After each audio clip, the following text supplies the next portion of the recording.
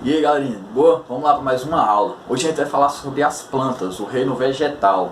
Então, as plantas, para pertencer a esse grupo, como é que tem que ser as células? As células elas têm que ser todas eucariotas, todas elas têm que ter núcleo, e as plantas todas são pluricelulares, todas elas têm várias células, é formada por várias células. Características fundamentais de plantas: folha, caule e raiz. Então, para ser planta tem que ter folha, caule e raiz. E são grupo dos seres autótrofos. O que quer dizer autótrofos? Eles fazem seu próprio alimento. Eles transformam energia luminosa em energia química. Tá? Essa energia química é a glicose, que é o alimento das plantas. Então o nome disso é fotossíntese. Fotossíntese, se eu perguntar para vocês o que é fotossíntese, é a transformação de energia luminosa em energia química. A energia luminosa, como eu falo para vocês, energia luminosa, porque não é somente do sol, pode ser a energia da lâmpada, ela pode ser energia luminosa, só que vai produzir menos fotossíntese, tá? O sol é mais forte, então vai produzir mais fotossíntese. E a energia química é a glicose, aonde a gente vai transformar energia luminosa em energia química. Essa energia química, a glicose, é o alimento das plantas, tá? Açúcar, glicose é açúcar, ok? As plantas também, a gente, seres humanos, temos vasos sanguíneos, né? Uns que levam o sangue para o corpo e outros que trazem. Então, os que levam o sangue para o corpo a gente chama de artéria, e os que trazem a gente chama de veias, né? Nas plantas também tem, mas não é veias e artérias, porque tem que vir da raiz para as folhas e das folhas para a raiz. Então o que vem de baixo para cima a gente chama de xilema, tá? Xilema. E os que vêm de cima para baixo é o floema. Tá? Então, esses são os vasos condutores das plantas, xilema e floema, tá? Xilema de baixo para cima, das raízes para as folhas, e das folhas para as raízes é o floema.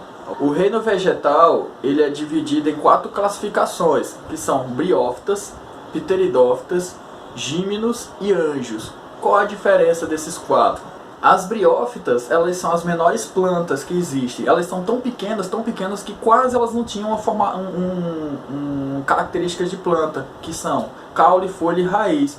São tão pequenininhos, tão menos desenvolvidos, que a gente não chama nem caule, folha e raiz. A gente chama de cauloide, filoide e rizoide, tá? Cauloide para o caule, filoide para as folhas e rizoide para as raízes, tá? Como eu falei para vocês que tem vasos condutores, as plantas, as briófitas, elas são as únicas plantas avasculares. Então, se elas são avasculadas, elas não têm xilema e não têm floema. Então, como é que vai acontecer?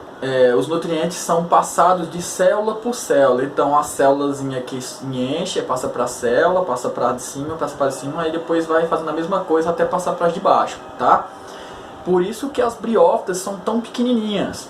Então, se elas não aderirem a tamanhos grandes, porque no caso das plantas maiores, elas não podem passar de célula para célula, senão chega só ali numa altura mais ou menos e não vai até as folhas. Só nas briófitas conseguem fazer isso, pelo tamanho delas, por elas serem bem pequenas. As briófitas são conhecidas como musgos, tá? A gente vê muito elas em lagos, né, tipo parado assim, nas rochas do lado, até nas nossas casas também, lugares úmidos e sombreados, né, parede, na casca de árvores, a gente vê muitas briófitas lá. As pteridófitas, elas já são mais desenvolvidas que as briófitas. As pteridófitas, elas já têm vasos condutores, elas já têm xilema e floema, e por elas já terem xilema e floema, elas já são maiores, bem maiores que as briófitas, tá?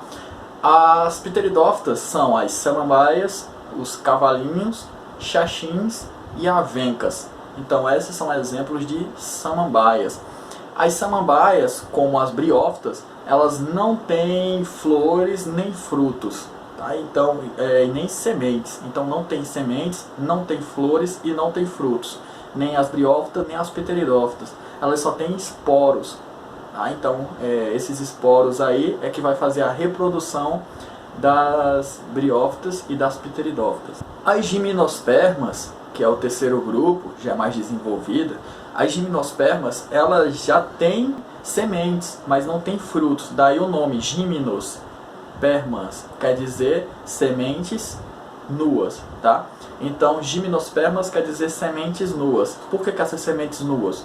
Porque a semente, ela não tem uma coisa envolvendo ela, é só ela. Então a gente chama isso de sementes nuas, que é os pinheiros, as sequoias. E aí vem as mais desenvolvidas de todas, as angiospermas. As angiospermas quer dizer semente baú.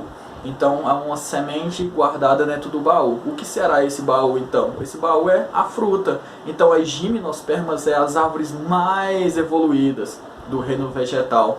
Então por quê? As gimnospermas, elas vão ter flores, elas têm sementes, elas têm fruto, tá? Então elas vão ser completas, elas têm flores, sementes e frutas, tá ok?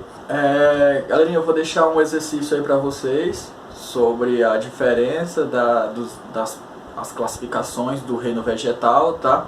Sobre as briófitas, as pteridófitas, as gíminos e as angios, para vocês responderem e depois a gente corrige, tá ok? Abração e fiquem com Deus.